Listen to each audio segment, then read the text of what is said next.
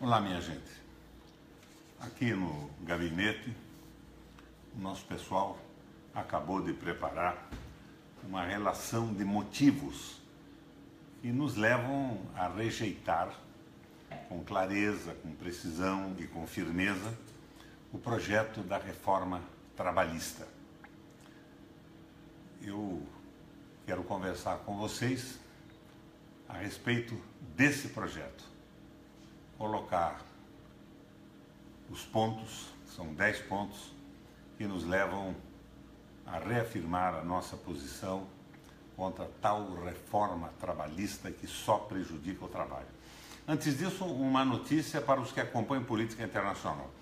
Todas essas reformas ditas liberalizantes diziam respeito à abertura do Brasil para entrar no mercado internacional, venda de terras, fim de garantias de trabalhadores, privatização da Previdência, essa história toda. Agora nos chega a notícia que os Estados Unidos de Donald Trump veta a entrada brasileira na OCDE. Claro que isso não ia dar certo aqui, como não deu na Europa, como não deu na Espanha, como não deu na Itália, como não deu na Grécia, como não deu em Portugal. Mas esta notícia, que é América para os americanos, e nós diríamos aqui, queremos é o Brasil para os brasileiros, para o nosso povo, para a nossa gente, para a felicidade da nossa gente e de nossas famílias.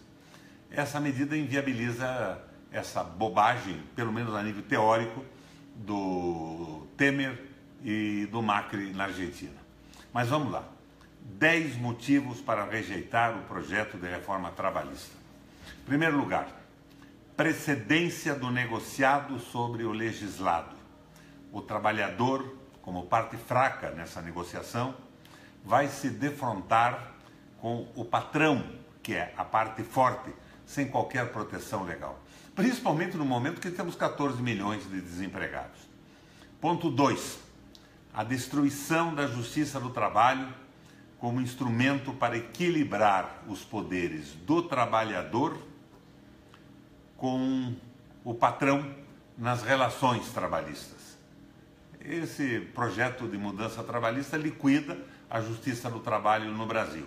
Claro que a justiça do trabalho tem coisas que podiam ser modificadas, tem abusos de certos advogados, verdadeiros picaretas da profissão, mas o que se pretende não é corrigir nada, o que se pretende é acabar com a justiça do trabalho e colocar de joelhos o trabalhador diante de um momento de difícil desemprego no país. 3. A instituição do trabalho intermitente, o que, na prática, para milhões de trabalhadores, vai liquidar com a obrigatoriedade do pagamento ao trabalhador do salário mínimo. O trabalhador fica 24 horas à disposição do empregador, é chamado para trabalhar 1 ou 2 horas num dia, ou em alguns dias da semana, mas fica escravizado e vai receber, evidentemente, nesse sistema, menos que o salário mínimo. 4. A impossibilidade prática dos novos trabalhadores se aposentarem, sobretudo quando se considera a possível generalização do trabalho intermitente. Não vai haver possibilidade de contagem de tempo de trabalho para aposentadoria. É um crime contra o trabalhador. 5. O enfraquecimento planejado dos sindicatos em termos financeiros com a retirada abrupta do imposto sindical. Claro que tem coisas que deviam ser corrigidas, fiscalizadas, mas eles não querem reformar nada para melhorar. Eles querem liquidar os sindicatos. E sindicato em grego quer dizer justiça juntos. Todas as conquistas dos trabalhadores no mundo se deveu à possibilidade de trabalhadores juntos reivindicarem os seus direitos, reclamarem direitos e melhorias de trabalho. 6. O enfraquecimento funcional dos sindicatos na medida em que não mais se requererá sua presença obrigatória para homologação e rescisões de contrato de trabalho. O sindicato fica fora e a força dos trabalhadores unidos desaparece dessas negociações. Sétimo, a generalização da terceirização, inclusive em setores empresariais de atividades fins, com a inevitável precarização do mercado de trabalho em larga escala.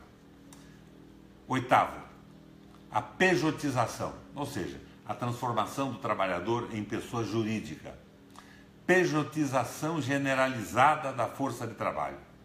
Cada trabalhador vai se transformar numa empresa, logo, sem direito a férias, a 13º salário, descanso remunerado, recolhimento do Fundo de Garantia de Tempo de Serviço, desconto para a Previdência. As empregadas domésticas, por exemplo, recentemente reconhecidas como trabalhadoras, serão compelidas à pejotização, a se transformarem em pessoas jurídicas, retornando à condição anterior de trabalhadoras precárias e desguarnecidas dos direitos recentemente conquistados. Nono, a jornada de trabalho poderá ser estendida ilimitadamente, pois dependerá da negociação direta entre trabalhadores e empregadores. Em circunstâncias como a de hoje, com quase 14 milhões de desempregados, é de se prever que o trabalhador aceitará jornadas de trabalho estendidas. Ele não tem condição de barganha de negociação. Ou ele aceita o que propõe-se, ou então não come, não almoça, não janta e não sustenta a sua família. É criminosa essa proposta. E o 10º ponto que abordamos aqui de forma sucinta. O projeto, imaginem vocês, admite que mulheres grávidas ou lactentes que estejam amamentando os seus filhos trabalhem em locais insalubres, dependendo da avaliação dessas condições por parte de quem? Médicos do empregador. Minha gente, é uma semi-escravatura que se quer impor ao trabalhador brasileiro. É realmente difícil de aceitar que o Congresso Nacional vote essa canalice absoluta. E eles dizem, o trabalhador brasileiro é caro. O custo do trabalho no Brasil, até 2014, era 20% maior do que era na China. Repetia-se o mantra que era impossível competir com os chineses por causa disso. Mas a partir de 2016, a mão de obra na China passou a custar 16% a mais do que a mão de obra no Brasil. Não se pode falar mais na miséria do pagamento ao trabalhador chinês.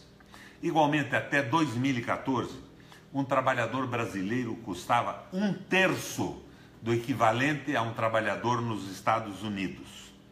Atualmente, o trabalhador brasileiro caiu para 17% do que se paga a um trabalhador americano. Não há, portanto, como validar o argumento do alto custo da nossa mão de obra. O problema da economia é a falta de demanda do mercado interno. E se nessa recessão nós precarizarmos o trabalho, diminuirmos os salários, é que não vai haver mais demanda, porque desaparece a capacidade de consumo do país. Este governo está enlouquecido. E essa liberalização, a moda do que fez a Margaret Thatcher na Inglaterra e o Ronald Reagan nos Estados Unidos, é de uma burrice simplesmente inavaliável. Por isso que fique bem claro que os senadores que tiverem cérebro, neurônios e um mínimo de solidariedade com seus eleitores, com o povo brasileiro, votarão contra esta barbaridade. É a explicação que eu queria dar nesse momento a vocês, porque dia 11 o Senado da República vai votar essa legislação. E eu acho extremamente oportuno que os sindicatos se mobilizem e estejam aqui em Brasília. O clima é para o trabalhador perder para esse governo que está comprando fisiologicamente o voto dos parlamentares. Mas é preciso que todos saibam que para nós essa luta é uma luta que só terá fim com a garantia do direito dos trabalhadores, da tranquilidade das famílias, da possibilidade do trabalho decente, da provisão da vida familiar com o produto do trabalho do trabalhador brasileiro. nós não vamos desistir. Existe sim, por pressão popular, a possibilidade de ganharmos essa parada no Senado. Mas se isso não ocorrer, que saibam esses parlamentares que não atendem ao apelo dos seus eleitores, que são contra o interesse do trabalhador brasileiro, que para nós, para os trabalhadores, para os sindicatos e para o brasileiro comum, para o nosso povo, é uma batalha que pode ser ganha ou perdida, porque nós não abriremos mão de vencermos essa guerra, a guerra pelo direito do trabalhador brasileiro, do salário justo e do salário honesto, porque só a patifaria pode justificar o que estão querendo fazer conosco, trabalhadores, no Brasil. Valeu, minha gente.